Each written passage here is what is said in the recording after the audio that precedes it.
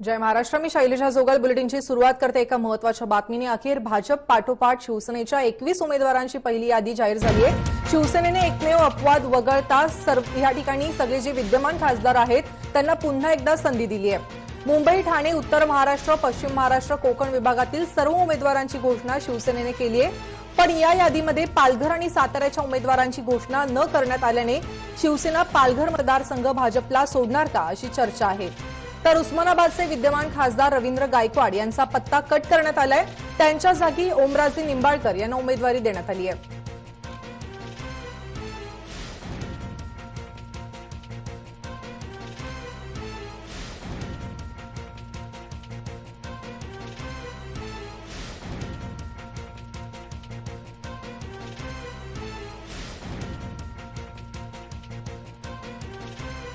आपण बघतोय का शिवसेनेने एकमेव अपवाद वगळता सर्व विद्यमान खासदारांना पुन्हा एकदा संधी दिली आहे।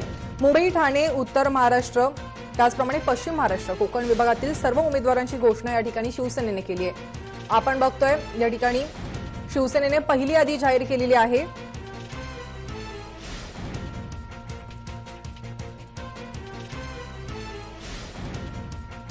मध्य मुंबई राहुल शेवाळे,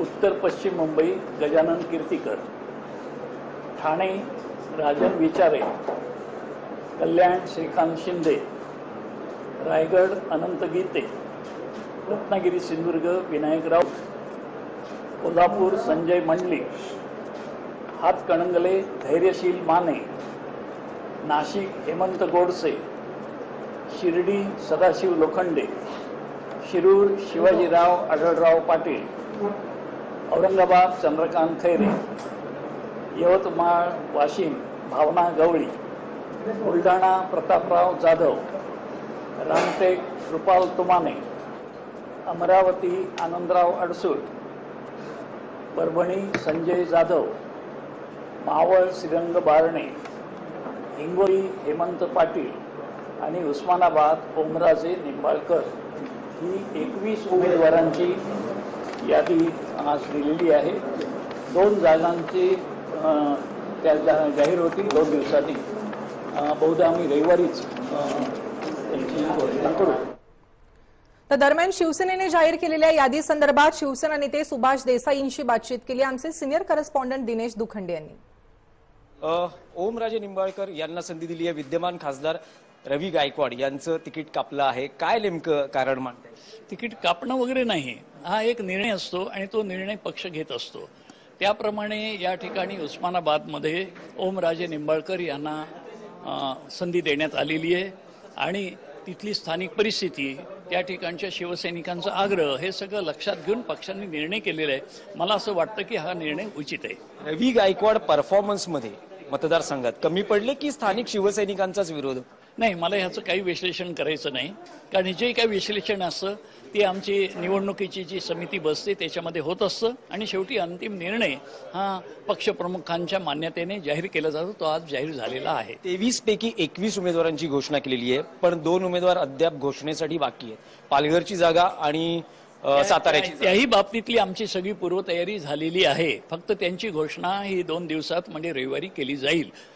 पालघरची आणि साताऱ्याचे दोन्ही उमेदवार रविवारी घोषणेमध्ये श्रीनिवास वनगा यांनाच पुन्हा संधी देण्याचं ठरलेलं आहे। आता थांबा 2 दिवस, 2 दिवसांनी तुम्हाला नावच जाहीर होईल। ईशान्य मुंबईच्या बाबतीत काय निर्णय? कारण भाजपची पहिली यादी आलेली आहे, 2 विद्यमान खासदारांना पुन्हा संधी आहे, पण किरीट सोमय्या यांचं नाव अद्याप यादीत नाहीये। शिवसेनेचा आक्षेप अजून कायम आहे।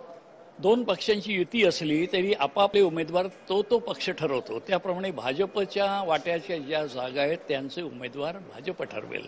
त्यामुळे ईशान्य मुंबईची घोषणा ते करतील। पण शिवसेना जर कुठे समन्वयाचा असेल तर दोन्ही पक्षांचे नेते एकत्र बसून सगळे समन्वयाचे प्रश्न सोडवतात आणि फार चांगल्या प्रकारे सामंजस्य निर्माण करत आहेत। पण नेमका निर्णय फक्त काय की शिवसैनिकांचा आक्षेप जो आहे किरीट सोमय्या यांच्या नावाला, त्याचा शिवसैनिकांशी स्वतः शिवसेना पक्षप्रमुख उद्धव ठाकरे हे बोलतील। या संदर्भात अधिक माहिती जाणून घेणार आहोत आमचे सिनियर करस्पॉन्डंट दिनेश दुखंडे यांच्याकडून। दिनेश, काय सांगाल, उस्मानाबादमध्ये विद्यमान खासदार रवींद्र गायकवाड यांचा पत्ता कट होणं हे खरंच अपेक्षित होतं का?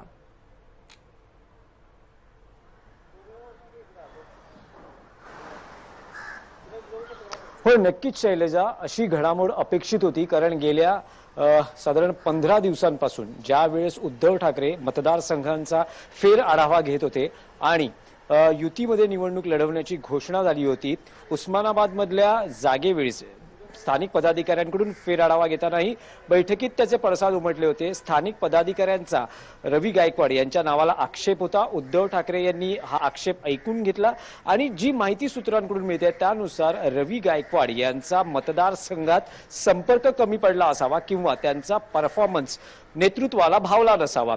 हे कळीचे मुद्दे असू शकतात. पण आता युवा असलेले ओमराजे निंबाळकर यांना संधी मिळालेली आहे. त्यामुळे कशी नेमकी व्यूहरचना आखली जाते हे पाहणं महत्त्वाचं असणार आहे. शिवसैनिक ओमराजे निंबाळकरांसाठी कशा पद्धतीने काम करतात हेही महत्त्वाचं आहे, किंवा रवी गायकवाड यांची नाराजी किंवा ते काही बंडाचं निशाण रोवतात का, पण तीही शक्यता कमी आहे. कारण उद्धव ठाकरे यांच्या मातोश्री या निवासस्थानी यादी जाहीर होत असण्याच्या काही वेळ आधीच रवी गायकवाड येऊन गेले. रवी गायकवाडांना या निर्णयाची फार आधीच कल्पना देण्यात आली होती, तरी ते शेवटच्या क्षणापर्यंत आपल्याला झुकतं माप मिळावं किंवा आपल्याला उमेदवारी मिळावी यासाठी प्रयत्नशील होते. पण जेव्हा त्यांना अंदाज आला की आपल्याला उमेदवारी मिळत नाहीये त्यावेळेस त्यांनी पक्ष नेतृत्वाला सांगितलेलं आहे की ठीक आहे, जर तुम्ही आपल्याला उमेदवारी नाकारत असाल पण आपल्याला पक्षाच्या अन्य कामामध्ये किंवा पदाधिकाऱ्यांच्या रचनेमध्ये सामावून घ्यावं, जेणेकरून आपण स्थानिक स्तरावर राजकीयरित्या काम करत राहू. नक्कीच दिनेश, आपण पाहिलेले का शिवसेनेने आज 21 उमेदवारांची पहिली यादी जाहीर केलेली आहे. पालघर आणि साताऱ्याच्या उमेदवारीचा निर्णय मात्र शिवसेनेने राखून ठेवलाय, याबद्दल काय सांगाल?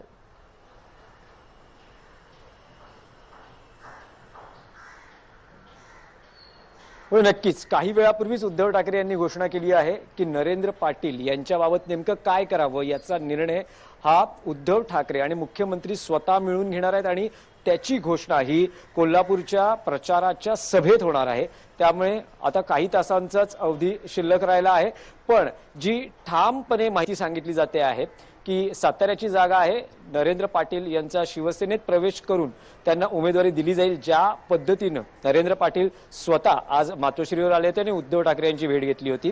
पालघरची जागा ही शिवसेनेकडेच आहे अशी कबुली किंवा अशी स्पष्टता सुभाष देसाई यांनी दिलेली आहे आणि उमेदवार ही श्रीनिवास वनगा असतील असं एकूण अपेक्षित मानलं जाते आहे. पण या दोन जागांचा सस्पेन्स त्यांनी कायम ठेवला आहे असं म्हणता येईल. नक्कीच धन्यवाद दिनेश, तुम्ही दिलेल्या सविस्तर माहितीसाठी.